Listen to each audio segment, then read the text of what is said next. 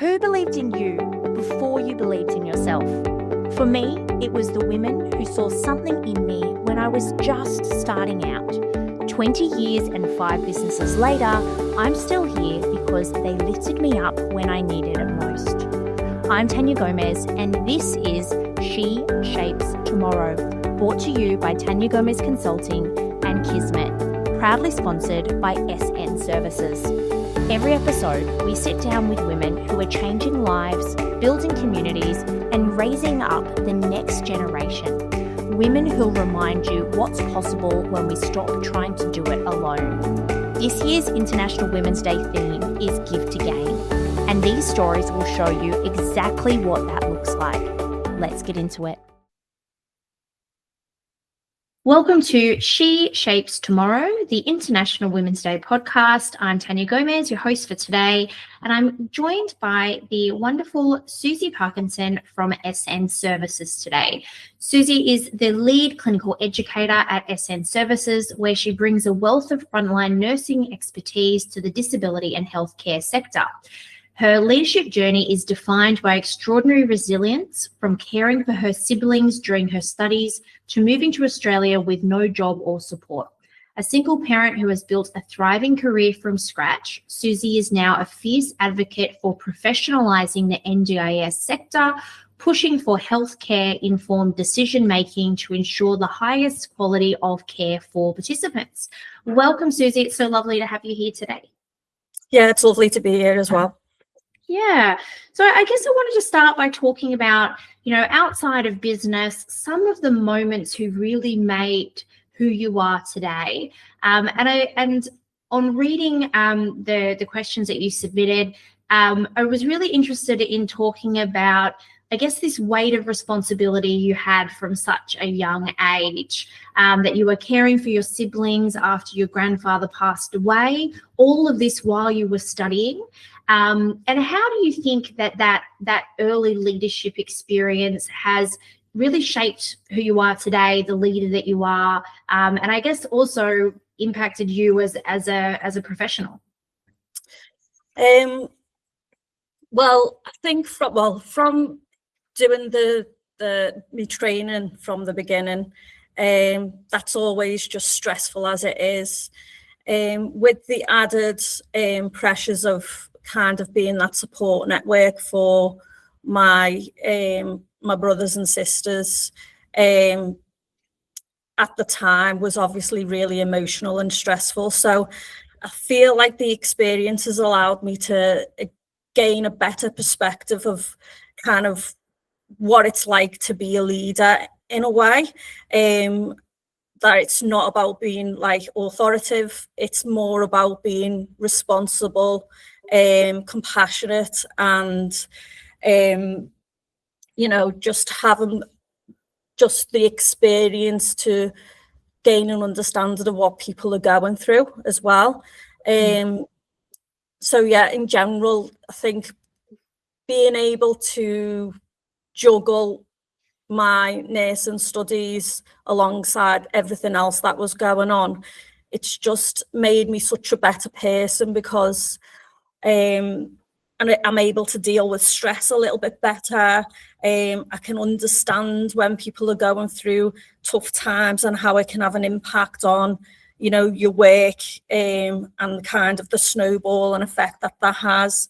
And I think through that, coming out the other side, it's just allowed me to be a better leader by showing that compassionate side, building the trust, and showing empathy with my colleagues, which I find is one of the biggest reasons why I've been quite successful in the role that I'm doing now.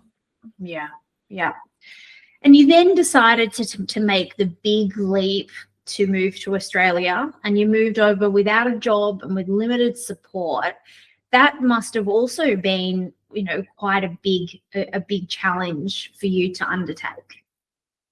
Yeah, it's been something that I wanted to do for a long time, and it was kind of just one of them goals that I kept pushing off. And I think, I can't remember really what the pivotal moment was. But I just remember making the decision one day that this is what I'm going to do. This is what I need to do if I want to kind of progress in my career. I feel like this is the best place for me to be. I felt like I was on a treadmill a little bit in the job that I was doing back at home, and I just wanted to switch everything up. So I kind of just took a few risks, which obviously paid off.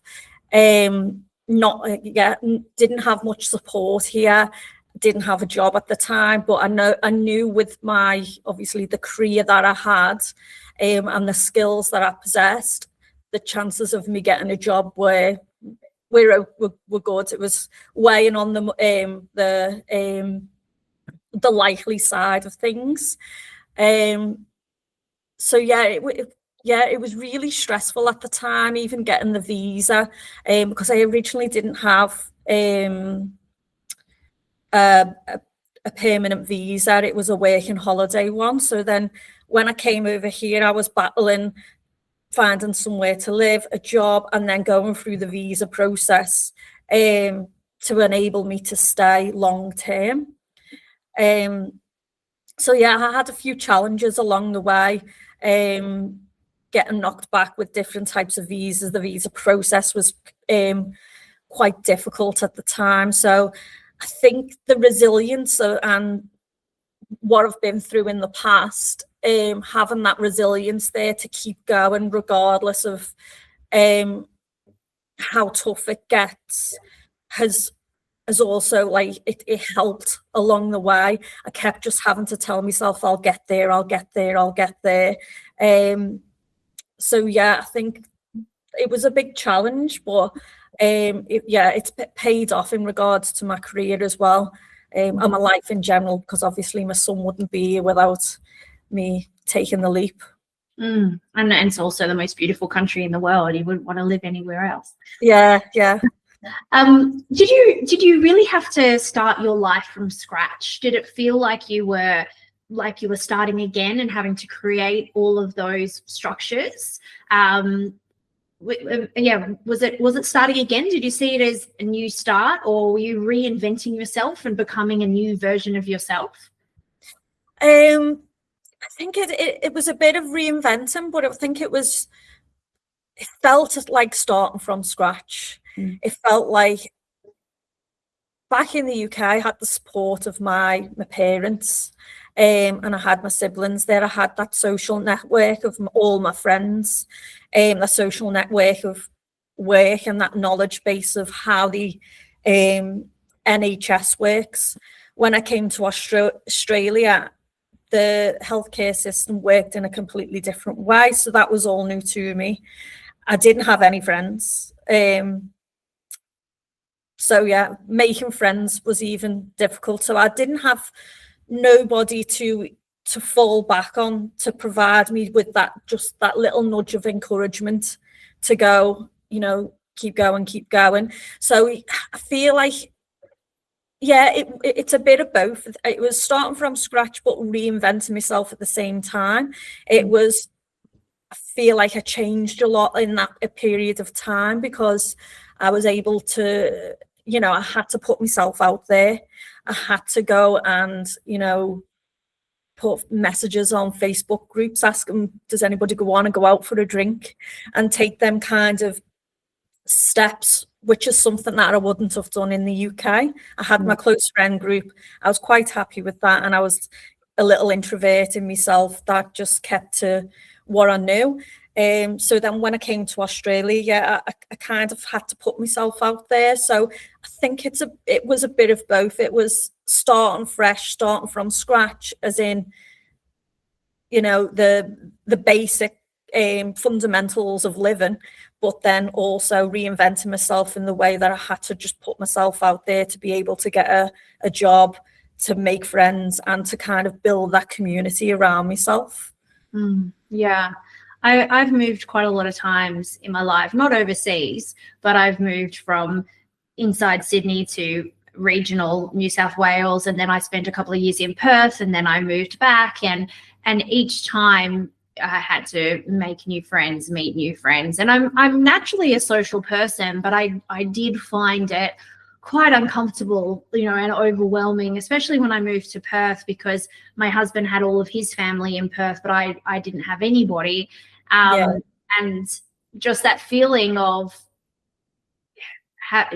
just, I remember it was the first year we moved to Perth, it was my birthday, and we just had a really big business success happen basically on my birthday, and I had no one to celebrate it with. And my husband was actually working in Sydney that week, and I was in Perth by myself, and I just felt incredibly, this feeling I'd never had before around almost helplessness. Like I can't even go out for a drink even if I wanted to. Like it took quite a while of putting myself out there, meeting people, going to events, and really having to decide, to, I guess, be in that comfort zone again of making friends.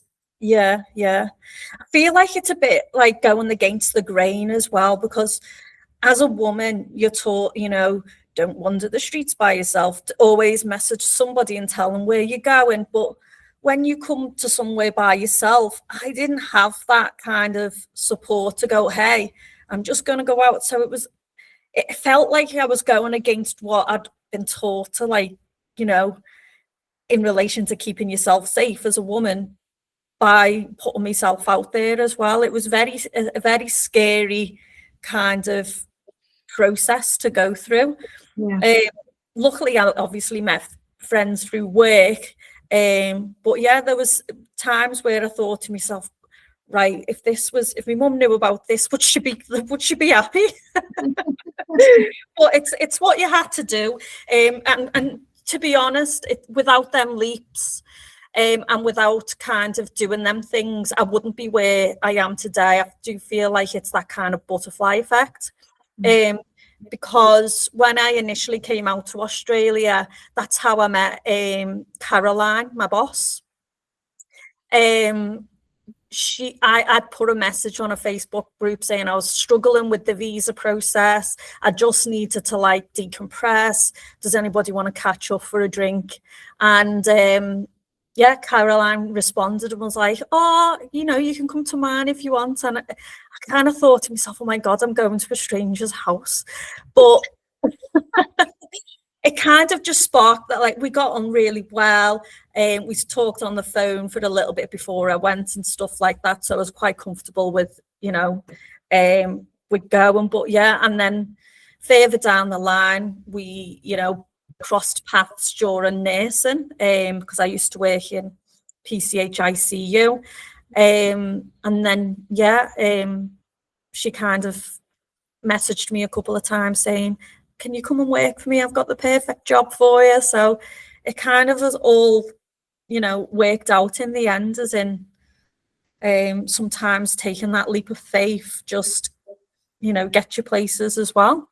Yeah, that's hilarious. I can imagine Caroline sitting there and supporting and helping. It sounds exactly like what you do. It's funny how it all works out in the end. Yeah. Either that, or she was really desperate for staff and she's just earmarking every single nurse who arrives in Australia. Yes, I'll keep you for later. She looks like she knows what she's doing. It doesn't matter. She's a nurse. She's got the qualifications. She's good. Yeah. You seem to be very passionate about the idea of NDIS roles requiring a healthcare background. Why do you believe that it's so critical for decision makers to have that clinical lens when it comes to things like funding and care? I think it's to do with the holistic approach. When you're a nurse, during your training, you're just taught to look at everything holistically, look at the whole kind of the background, the whole process from A to Z. What I currently find is, without the knowledge of the healthcare and what it entails, little things are missed, and it's sometimes the important things that do get missed, unfortunately. So for instance, somebody with a tracheostomy, if you're an NDIS provider and you're doing the assessment, if you know what a tracheostomy is, that's great. but it's completely different to knowing what a tracheostomy is and how to care for somebody with it holistically, as in going out and about, having a social life, being able to do the things that they should be able to do, regardless of their disability. We obviously do provide them with reports, but it still seems very clinical and task orientated, as in, well, they need 2 people to do this, and then they need 1 person to do this, and they need this and that and the other, rather than looking at the greater picture, of providing them with enough support and enough funding for them to live the lives the way they should be able to, as if they didn't have a disability. I do find that when you do have that knowledge, you kind of consider everything as a whole package rather than the individual clinical skill that's necessary to care for them. It's the whole package. Yeah. Yeah. In your role as a clinical educator, you're obviously working with people who don't have nursing degrees as well, people like support workers, and helping them to, understand or better deal with clinical needs of participants. How does that process work, and what is it about that you find so rewarding? So yeah, we work with really complex clients. So it's you've got your low intensity cares, and then you've got your higher ones, which is what we look after. Basically, the process is they come in and they find out what it is that they're looking after. So they may meet the client, see what a tracheostomy is. I know I keep using tracheostomy as an example, but it's the perfect one. We'll do some theory learning with them. So they'll come into, our offices. We'll do some training there, some simulation. And then we support them in the client's home with the client's particular cares. Because obviously everybody's different. One tracheostomy is not the same as another. And the way they like things done is not the same as anybody else. So we kind of have to, again, make it person-centered and holistic to the client's needs.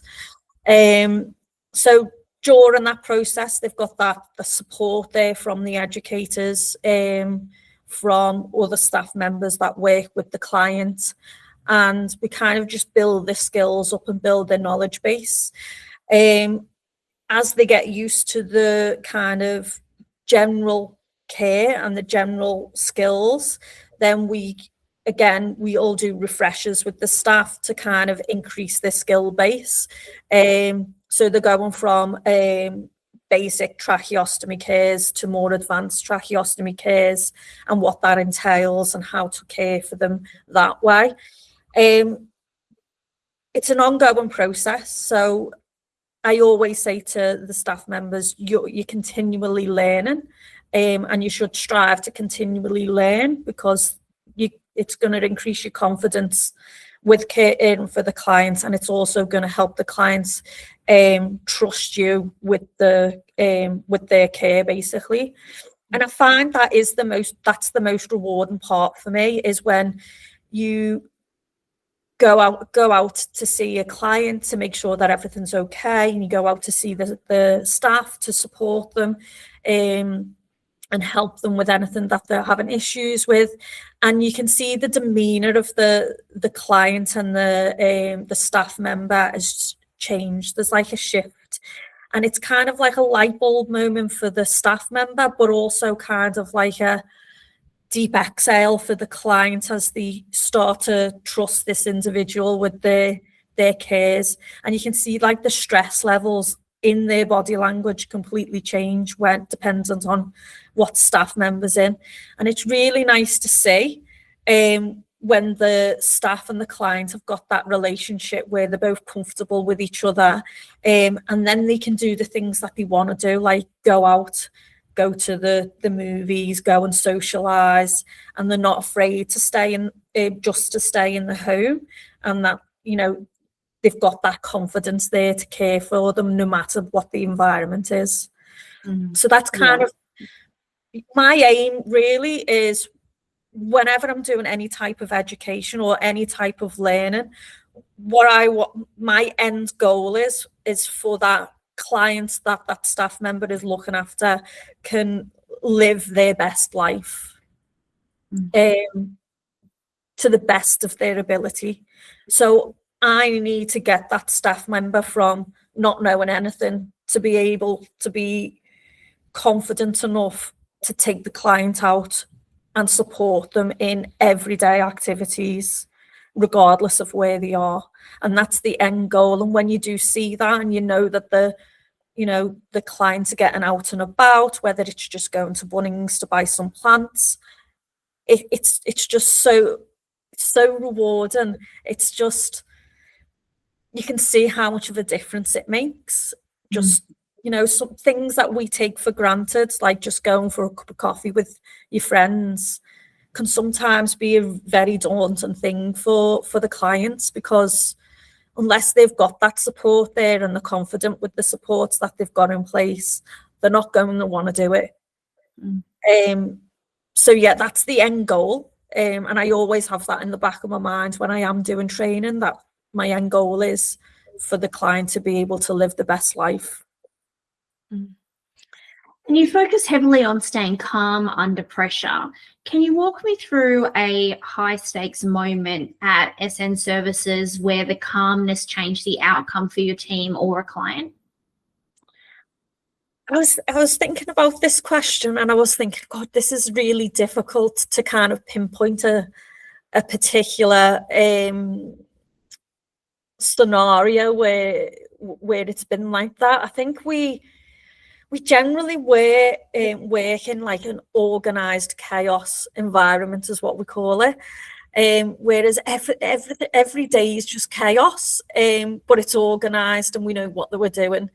There's always going to be days where there's emergencies happening with the clients, whether it's a medical emergency or a fire or something along them lines, and it's just being able to be there and support the staff, remain calm. I think from my perspective, I need the staff and I need my team members to be able to rely on me and trust me with that I've got things in hand. Now, I always have things in the back of my mind of, well, what's the best situation here? How can we fix it? Panicking and being stressed about something, and this is something that I've learned from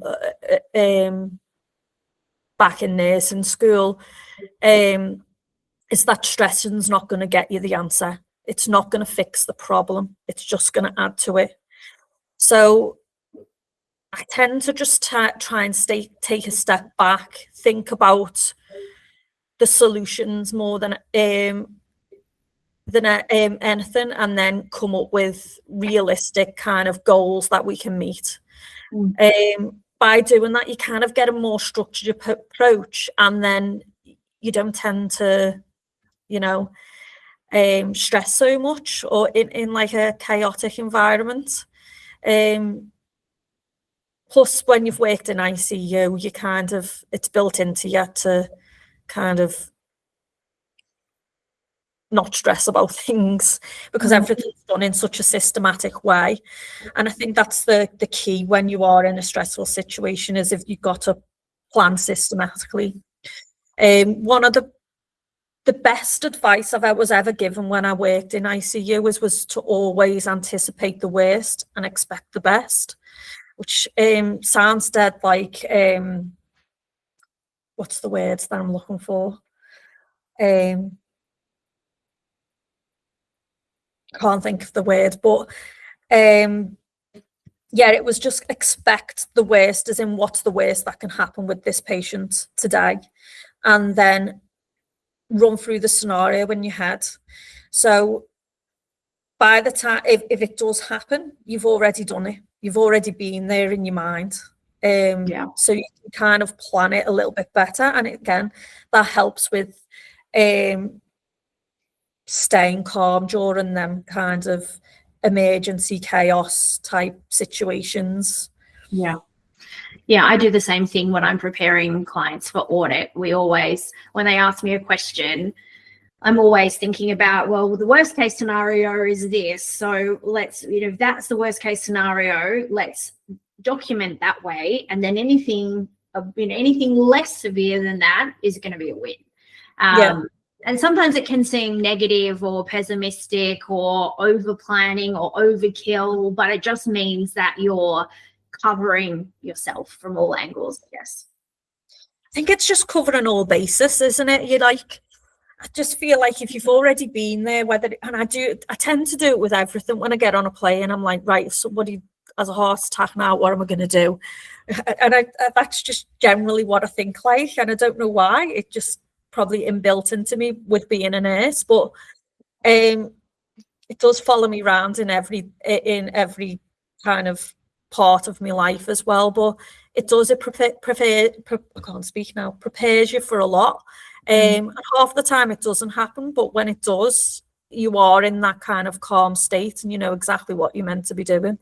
And it's probably from my ICU days that it's been drilled into me that if you plan for the worst, that, when it happens, or if it happens, that you're able to, deal with it the best you can. Yeah. You've said that staying true to yourself is the key to your success. In an industry that's as complex and fast-paced as healthcare, how do you keep staying true to yourself and I guess balancing all of those competing demands? I think it's about listening to your inner voice. I think sometimes we ignore our inner voice in regards to our core beliefs and what we find valuable to ourselves. And again, you get your gut feeling about whether things are, what you should be doing, or does this align with my goals? And I think that's where it comes down to. It's about listening to that inner voice that's telling you, does this align with my goals? Does this align with what I want for the future? And then staying true to that, and kind of, it can be difficult sometimes because of the pressures of the job that we're in. But I find you're a lot more successful in getting where you want to be if you do stay true to yourself in that way, and you stick to your goals rather than going off course just because somebody's asked you to do something else, or the job role's changed, or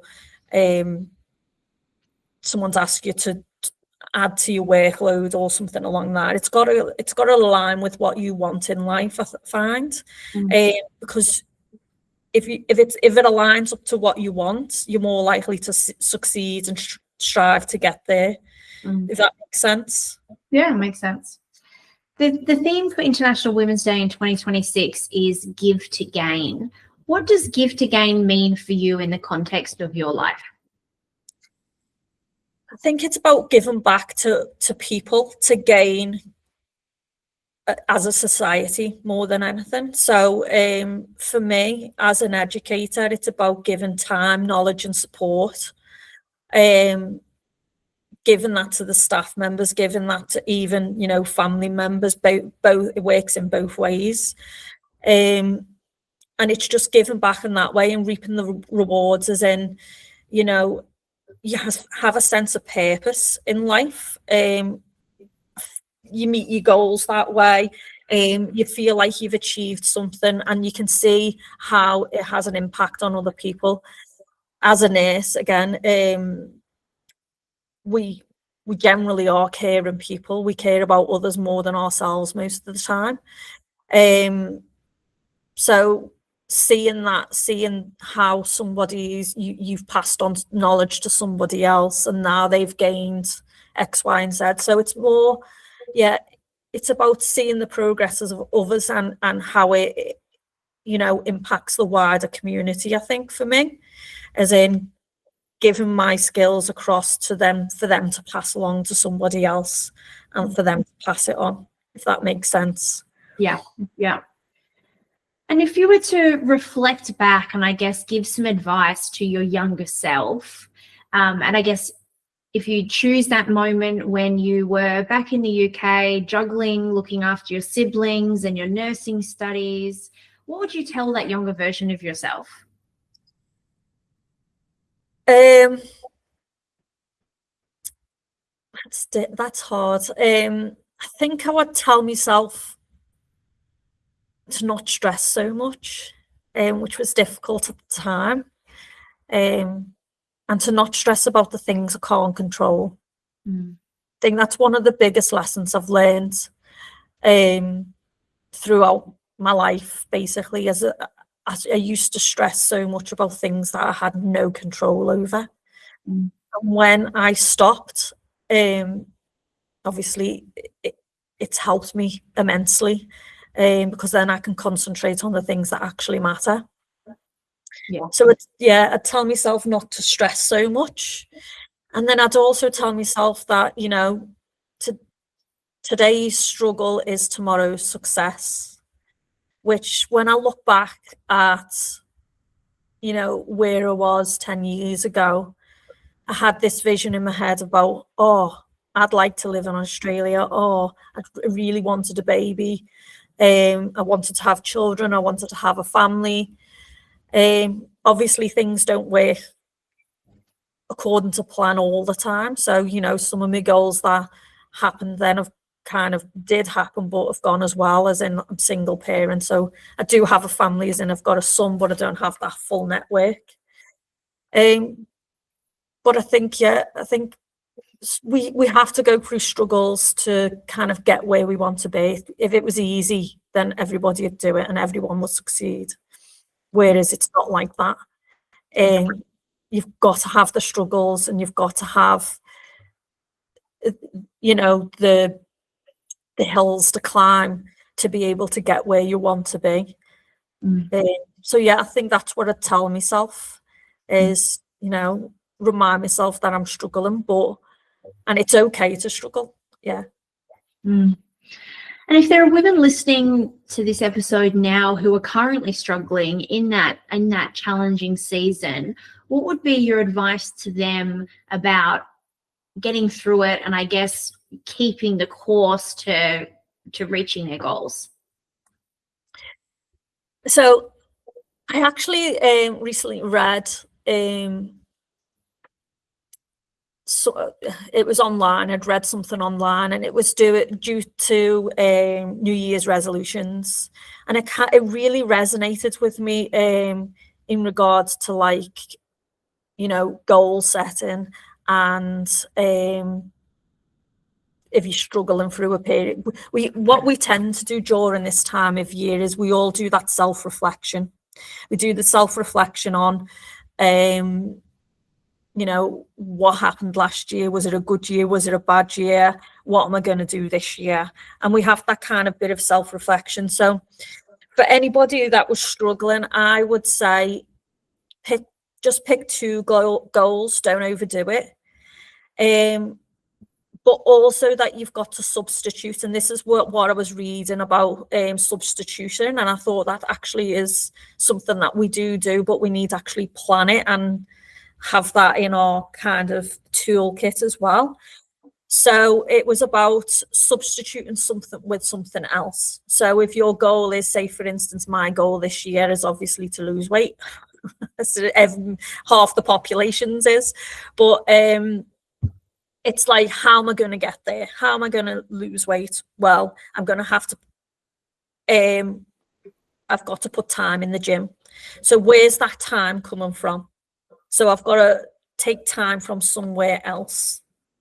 So is it sleep? Am I going to go to bed early and not get up an hour early and take the time from my sleep? So for me to be successful with that goal, I've got to subtract from my life to be able to meet it in a way, if that makes sense. Yeah. So I think if we look at it that way, is instead of it being an addition to your current life, you need to substitute it with something else. So remove something, whether it's time from sleep, time from scrolling social media, time from, instead of doing an hour in the gym, doing 45 minutes in the gym. How are you going to do it? And I think that way, people who are struggling will be able to be more successful in their goals and what they want to achieve, because they've planned where that time's coming from. Yeah, I think that's a really good piece of advice. I've used that lots of times, so especially for things like dieting, instead of just saying I'm not going to eat this. Like, I used to eat a lot of chocolate, and over the years I've managed to substitute it for darker and darker chocolate until basically I'm eating 90%, where trying to just make those incremental changes to kind of force out the other item, crowd it out, as opposed to adding in other things. I find that, like, when I've never smoked, but if you're trying to quit smoking, substituting with the gum or with, all those other things to try and move from one thing to another so that you're filling that space and that time. That's a great piece of advice. Yeah. It works in all sense, though. It's like, even it doesn't have to be a materialistic thing. So for instance, I wanted to progress in my career, then I'm going to have to put some more time into my career to be able to get there. So I may have to spend less time with my friends. So that's kind of where the substitution will happen, as in, if that's what you want, that's your goal, you've got to take time from somewhere else. So for me as well, I want to spend more time with my son. I want to be able to go camping with him, and that's one of my goals for the year, is to have a better work-life balance and to take my son to kind of experience Australia. So for me, substitution wise, it's going to have to come from other areas of my life. I'm going to have to find the time to be able to fit it in by pulling time back from other areas. It does often come back to time with them type of goals, but not scrolling on social media for an hour is going to allow me to plan a trip. So yeah, I think it works quite well. It means that you're not putting too much on your plate at the same time. You're not trying to cram everything on your plate, because you are making substitutions rather than overloading yourself. Feel that way, you tend to lose. You tend to not lose. That's the wrong term. You tend to fail at your goals when you overdo it. So yeah, I think that's probably one of the biggest takeaways, I'd say, for people finding it hard during this challenging time. Small goal, and then plan it and substitute it with something else. Yeah, I guess then you're also showing yourself that you can reach goals, and you're achieving things which you then get some momentum around continuing to move towards bigger goals. And it doesn't mean that you can't have multiple goals. It just needs you need to prioritize what's the most important to you. And then once you're on track to completing that goal, and that then becomes a habit, then you can add more stuff in, because it's not overfilling your plate. So yeah, I always try and think of it, I've got multiple goals, but I know some of them are not for today.